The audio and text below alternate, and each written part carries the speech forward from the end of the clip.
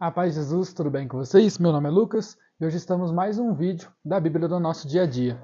Hoje nós vamos fazer a leitura de Lucas, capítulo 3. Mas antes de tudo, vamos fazer a oração do Espírito Santo para que ele possa nos guiar e nos iluminar nessa leitura. Em nome do Pai, do Filho e do Espírito Santo. Amém. Vinde, Espírito Santo, enchei os corações dos vossos fiéis e acendei neles o fogo do vosso amor. Enviai o vosso Espírito e tudo será criado, e renovareis a face da terra. Oremos. Ó Deus, que instruíste os corações dos vossos fiéis com a luz do Espírito Santo, fazei que apreciemos retamente todas as coisas, segundo o mesmo Espírito, e gozemos sempre da sua consolação, por Cristo Senhor nosso. Amém.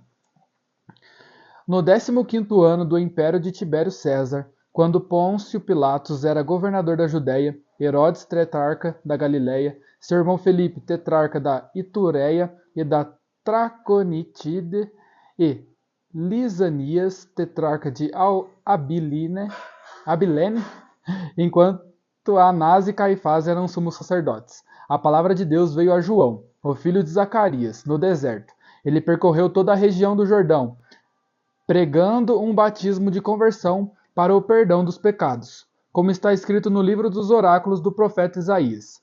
Voz de quem clama no deserto: preparai o caminho do Senhor, endireitai as veredas para ele. Todo vale será enterrado, toda montanha e colina serão rebaixadas. As passagens tortuosas serão endireitadas, e os caminhos esburacados aplanados, e todos verão a salvação que vem de Deus. João dizia às multidões que iam a ele para serem batizadas: víboras que sois, quem vos ensinou a querer fugir da ira que está para chegar? Produzi frutos que mostrem vossa conversão, e não comeceis a dizer a vós mesmos: nosso pai é Abraão. Pois eu vos digo, Deus pode destas pedras suscitar filhos para Abraão. O machado já está posto à raiz das árvores. Toda árvore que não der bom fruto será cortada e lançada ao fogo. As multidões lhe perguntavam: que devemos fazer? João respondia: quem tiver 2 túnicas, dê uma a quem não tem, e quem tiver comida, faça o mesmo. Até alguns publicanos foram para o batismo e perguntaram: mestre, que devemos fazer? Ele respondeu: não cobreis nada mais do que foi estabelecido. Alguns soldados também lhe perguntaram: e nós, que devemos fazer? João respondeu: não maltrateis a ninguém, não façais denúncias falsas e contentai-vos com o vosso soldo. Como o povo estivesse na expectativa, todos se perguntavam interiormente se João era ou não o Cristo. E ele respondia a todos: eu vos batizo com água, mas virá aquele que é mais forte do que eu. Eu não sou digno de desatar a correia das suas sandálias. Ele vos batizará com o Espírito Santo e com fogo. Ele traz a pá em sua mão para limpar a eira, a fim de guardar o trigo no celeiro, mas a palha ele queimará num fogo que não se apaga. Assim, e com muitas outras exortações, João anunciava ao povo. Mas o rei Herodes, por ele repreendido por viver com Herodíades, a mulher de seu irmão, e por causa de todos os crimes que cometeu, acrescentou mais este crime: lançou João no cárcere. Enquanto todo o povo era batizado, e Jesus batizado estava em oração, o céu se abriu, e o Espírito Santo desceu sobre ele, em forma corpórea, como uma pomba, e do céu veio uma voz: tu és o meu filho amado, em ti está o meu agrado. Ao iniciar seu ministério, Jesus tinha cerca de 30 anos. Ele era, segundo se pensava, filho de José, filho de Eli, filho de Matate, filho de Levi, filho de Melque, filho de Janai, filho de José, filho de Matatias, filho de Amós, filho de Naum, filho de Esli, filho de Nagai, filho de Mate, filho de Matatias, filho de Semei, filho de José, filho de Jodá, filho de Joana, filho de Reza, filho de Jorobabel, filho de Salatiel, filho de Neri, filho de Melque, filho de Adi, filho de Cossã, filho de Elmada, filho de filho de Jesus, filho de Elizer, filho de Jorim, filho de Matat, filho de Levi, filho de Simeão, filho de Judá, filho de José, filho de Jonã, filho de Eliaquim, filho de Meleia, filho de Mená, filho de Matata, filho de Natã, filho de Davi, filho de Jessé, filho de Obed, filho de Boaz, filho de Salá, filho de Nasson, filho de Aminadab, filho de Admim, filho de Arni, filho de Esrom, filho de Fares, filho de Judá, filho de Jacó, filho de Isaac, filho de Abraão, filho de Taré, filho de Nacor, filho de Sarug, filho de Reu, filho de Faleg, filho de Eber, filho de Salé, filho de Cainã, filho de Arfaxad, filho de Sem, filho de Noé, filho de Lameque, filho de Matusalém, filho de Enoque, filho de Jared, filho de Malalel, filho de Cainã, filho de Enós, filho de Sete, filho de Adão, filho de Deus. Palavra da salvação. Glória a vós, Senhor. Dá um beijo na sua Bíblia, em respeito à palavra de Deus. E eles fizeram uma grande analogia da árvore genealógica de Jesus, né? Ele é filho de um montão de gente aí que vocês ouviram que eu falei, né?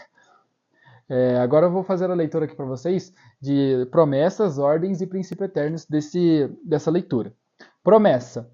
Eu vos batizo com água, mas virá aquele que é mais forte do que eu. Eu não sou digno de desatar a correia das suas sandálias. Ele vos batizará com o Espírito Santo e com fogo. Então, João não se achava nem digno de desatar as sandálias de Jesus, de tão grande importância que ele tinha perante os homens, né? Jesus veio para nos batizar com o Espírito Santo. Quando nós somos batizados, nós somos livrados do pecado original. Então, com o batismo, todos nós nascemos com o pecado original, mas com o batismo nós somos lavados desse pecado. Então, Jesus, ele veio para nos batizar com o Espírito Santo. O Espírito Santo que é o nosso guia no nosso dia a dia, é o nosso guia nas nossas orações. Sempre que nós vamos ler a Bíblia, a gente faz a oração do Espírito Santo. E o Espírito Santo é o nosso guia. Ele é quem sempre está junto de nós e que nos guia para mais perto de Jesus, para mais perto da santidade. Ordem.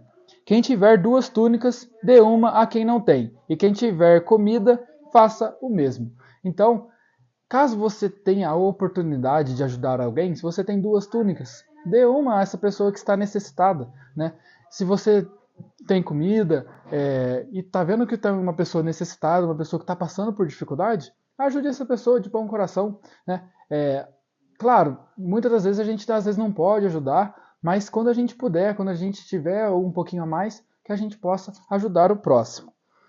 Não cobreis nada mais do que foi estabelecido.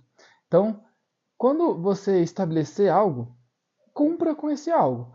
Por exemplo, você empresta dinheiro para alguém e essa pessoa ficou te devendo, sei lá, R$1.000. Aí quando ele vem te pagar os R$1.000 que você tinha acordado que ele ia pagar 1.100, você quer cobrar 1.500. Isso é errado. Não cobreis nada a mais do que já estava pré-estabelecido. Mais uma ordem, não maltrateis a ninguém, não façais denúncias falsas e contentai-vos com o vosso soldo. Isso aqui ele fala, né? A última ordem ele falou para os publicanos e essa ele falou para os militares, né?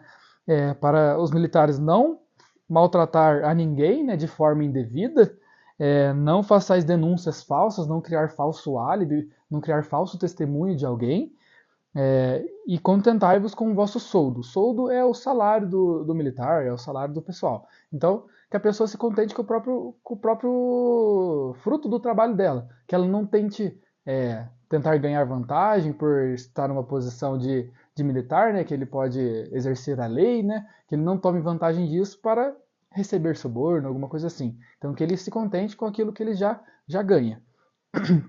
Princípio eterno. Toda árvore que não der bom fruto será cortada e lançada ao fogo. Nós sempre devemos, ao menos tentar, sermos árvores que dão bons frutos, né? Então, que aquilo que nós fazemos, por exemplo, eu estou lendo a Bíblia, então que isso dê frutos na minha vida, dê fruto na vida de quem está me assistindo, que tudo que eu faço dê bons frutos. Então, e para dar bom fruto é teoricamente simples. É só você dar o exemplo, né, do que você vem fazendo e dar seu testemunho para as outras pessoas. Se você está seguindo a Deus, está fazendo as coisas certas, vai dar frutos. O teu bom testemunho já vai dar frutos. E o outro princípio eterno é: tu és o meu filho amado, em ti está o meu agrado. Então Jesus Cristo é o Filho amado de Deus, nele está o agrado de Deus. Então que nós possamos nos aproximar cada vez mais de Jesus para também estarmos no agrado do Pai. Pessoal, muito obrigado por assistirem esse vídeo. A paz de Jesus, salve Maria e tenham um ótimo dia.